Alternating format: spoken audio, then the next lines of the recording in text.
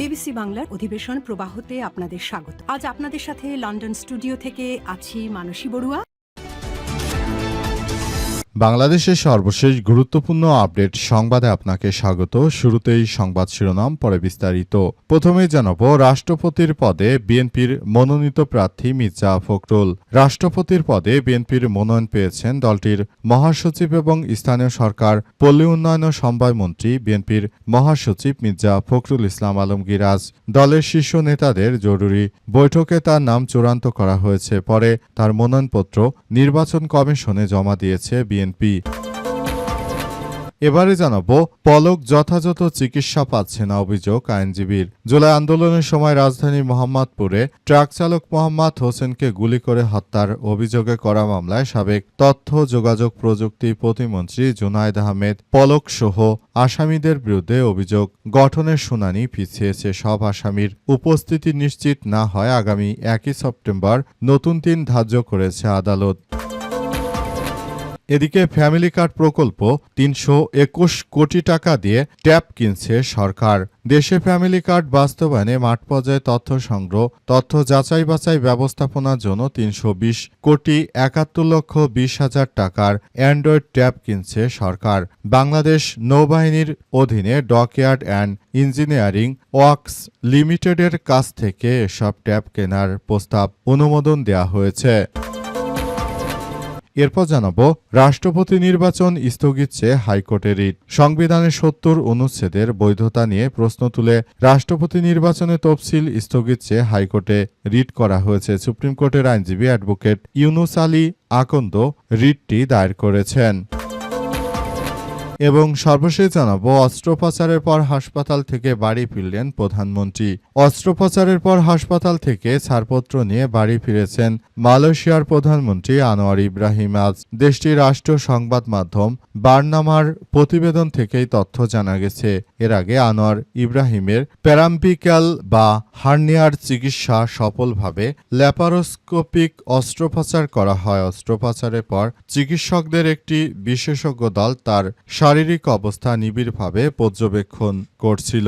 প্রিয় দর্শক, এতক্ষণ শুনছিলেন সংবাদ শিরোনাম, এবারে বিস্তারিত। তবে তার আগে বন্ধুরা, অনুরোধ থাকবে এই সংবাদটিতে একটি লাইক দিন।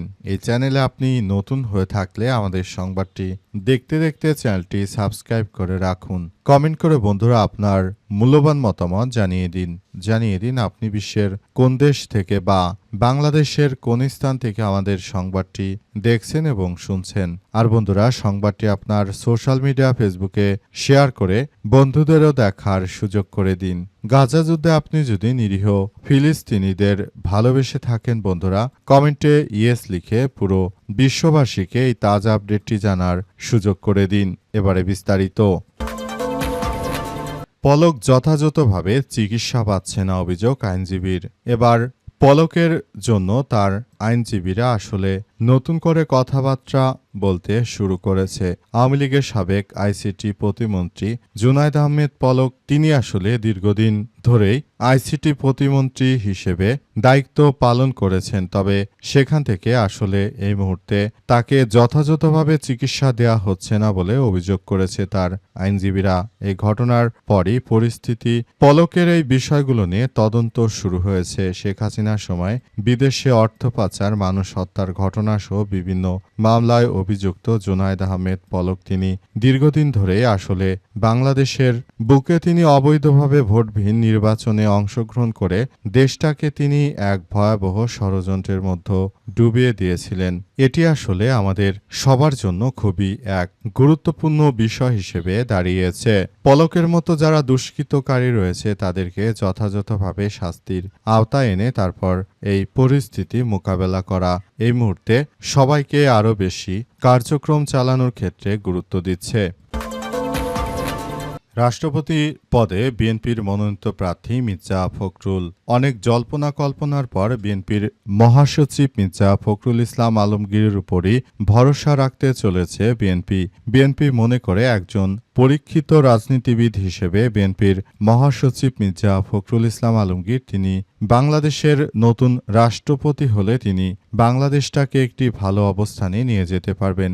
এজন্য বিএনপির তারেক রহমানের সবথেকে পছন্দের ব্যক্তি হচ্ছেন মির্জা ফখরুল ইসলাম এবং তাকেই মূলত বর্তমান সরকার এই রাষ্ট্রপতি নির্বাচন বা ২৩তম রাষ্ট্রপতি নির্বাচনে তারেক রহমান বিএনপির মহাসচিব মির্জা ফখরুল ইসলাম আলমগীরকেই তিনি ক্ষমতায় বসাচ্ছেন বলে এমনটাই শোনা গেছে। আজ বিএনপির মহাসচিব মির্জা ফখরুল ইসলাম তিনি তার রাজনৈতিক পদ এবং দলীয় পদ এবং সরকারের মন্ত্রণালয়ের পদ থেকে তিনি পদত্যাগ করেছেন। তিনি স্থানীয় সরকার পল্লী উন্নয়ন ও সমবায় মন্ত্রী হিসেবে দীর্ঘদিন ধরে দায়িত্ব পালন করছিলেন। অবশেষে তারেক রহমানের নির্দেশনায় তিনি তার দলীয় পদ এবং সবকিছু থেকে তিনি পদত্যাগ করেছেন। বিএনপির মহাসচিব মির্জা ফখরুল ইসলাম আলমগীর তিনি মূলত বাংলাদেশের ২৩তম রাষ্ট্রপতি হবেন বলে আশা করা হচ্ছে।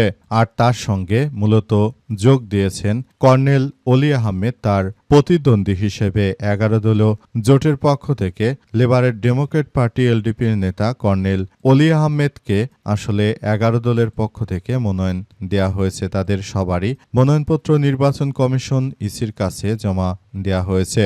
ভবিষ্যতে তারা মূলত বাংলাদেশটাকে সুন্দরভাবে গড়ে তুলতে বদ্ধপরিকর। সেজন্য তারা এই নির্বাচনটিকে খুব সুন্দরভাবে পরিচালনার কথা বলছে।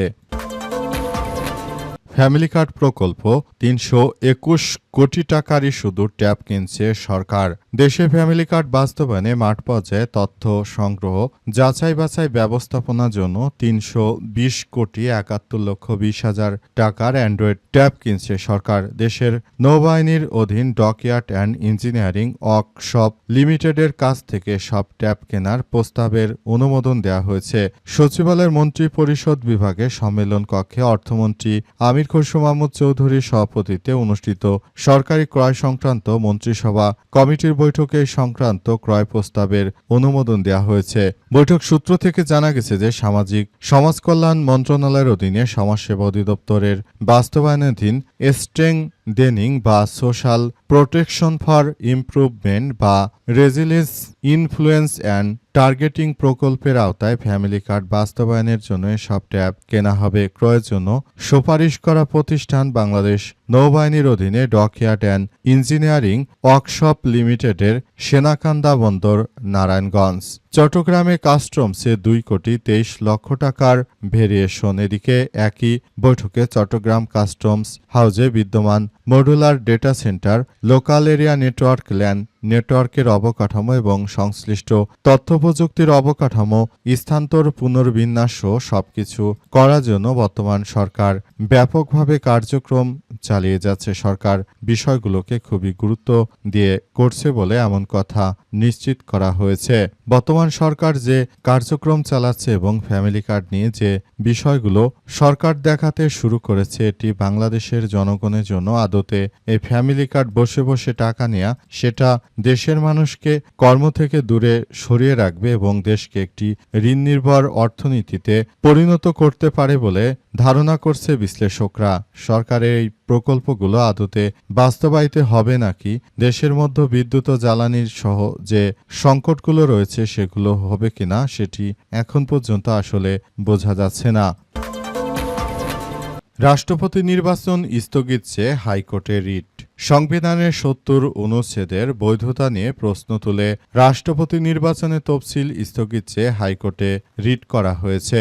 আজ ১৩ আগস্ট সুপ্রিম কোর্টের আইনজীবী অ্যাডভোকেট ইউনুস আলী আকন্দ রিটটি দায়ের করেছেন। রিটে সংবিধানের ৭০ অনুচ্ছেদের বৈধতা চ্যালেঞ্জ করা হয়েছে। সংবিধানের ৭০ অনুচ্ছেদে বলা হয়েছে, কোনো নির্বাচনে কোনো রাজনৈতিক দলের প্রার্থীরূপে মনোনীত হইয়া কোনো ব্যক্তি সংসদ সদস্য নির্বাচিত হইলে তিনি যদি ক উক্ত দল হইতে পদত্যাগ করেন অথবা খ সংসদে উক্ত দলের বিপক্ষে ভোটদান করেন, তাহা হইলে সংসদে তাহার আসন শূন্য হবে। তবে তিনি সেই কারণে পরবর্তী কোনো নির্বাচনে সংসদীয় সদস্য হইবার যোগ্য হইবেন না। রিটকারী আইনজীবী দাবি করেন, এই বিধানের কারণে সংসদ সদস্যরা স্বাধীনভাবে এবং ভোট দেওয়ার সুযোগ থেকে বঞ্চিত হন। এক্ষেত্রে তাদের গণতান্ত্রিক অধিকার এবং বাধাগ্রস্ত হচ্ছে। এই কারণে রাষ্ট্রপতি নির্বাচনে বর্তমান প্রক্রিয়া স্থগিত চেয়ে আদালতে হস্তক্ষেপ চাওয়া হয়েছে। এদিকে দেশের 23তম রাষ্ট্রপতি নির্বাচনের মনোনয়নপত্র জমা দেওয়া হয়েছে। সেখানে বিএনপির মহাসচিব মির্জা ফখরুল ইসলাম আলমগীর তিনি বাংলাদেশের পরবর্তী নির্বাচিত প্রেসিডেন্ট হিসেবে তিনি দায়িত্ব গ্রহণ করতে পারেন বলে মনে করা হচ্ছে। বাংলাদেশের এই বিষয়গুলো সবার জন্য খুবই গুরুত্বপূর্ণ বলা হয়েছে। এই রিটটি দায়ের করার পর মূলত বিষয়গুলো সামনে আসতে শুরু করে এবং এই রিটের বিষয়টি নিয়ে এখন পর্যন্ত আসলে কি হবে, শেষ পর্যন্ত রিটের বিষয়গুলো আসলে এখন পর্যন্ত ভালোভাবে সবকিছু কার্যক্রমগুলো আসলে বলা হয়নি অবস্থায় সবকিছু যার যার মতো করে আলাদাভাবে কার্যক্রম চালানো হচ্ছে।